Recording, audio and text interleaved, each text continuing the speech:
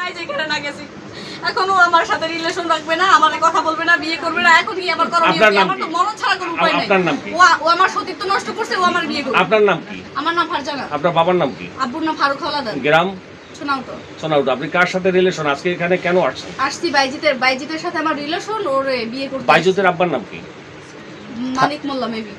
আচ্ছা, তাহলে ওই আপনি এখানে আসছেন কোন সময়? কালকে দুপুরে। কি জন্য আসছেন? আসছি বিয়ের দাবিতে।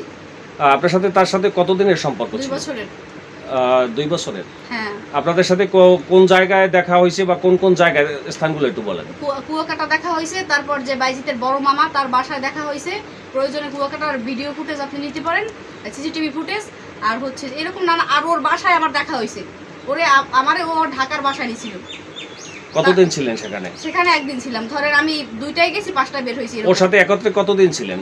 ওর সাথে একত্রে তা অনেকবার থাকছি, 5-6 বার। আপনি ওর সাথে একত্রে থাকছেন কি জন্য? মানে কোন লোভে আপনাকে? ও আমারে বলছে বিয়ে করবে কুয়াকাটা যাওয়ার আগে। আমি বলছি কোর্ট ম্যারেজ করো, বলছে যে কুয়াকাটা থেকে এসে কোর্ট ম্যারেজ করব। আমার আম্মুর কসম। আপনি প্রথমবার এই গেচিং খাওয়ার পরে আপনি প্রতারিত হওয়ার পরে দ্বিতীয়বার তার সাথে বিবাহ না করে কেন আবার অন্য জায়গায় গেলেন? না, তার সাথে আমার ওই কুয়াকাটা যাওয়ার আগেই লাশ ছিল। তারপর আর তার সাথে আমার কোথাও দেখা হয় না। তাই শুরু থেকে আপনি বিবাহের চাপ দিছিলেন কি? হ্যাঁ, শুরু থেকে বিবাহের চাপ দিছি। তারপর কুয়াকাটা যাওয়ার আগেও আমি তারে বলছি।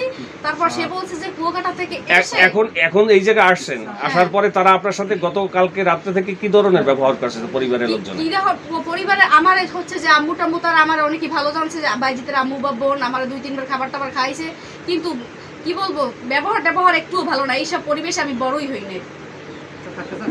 আপনি আসলে আপনি বিবাহ হইলে এইবারই তাদের শাশুড়ি এবং ননদের সাথে কি থাকবেন না? হ্যাঁ, আমার বাইজি যেখানে রাখে ওইখানে থাকবো।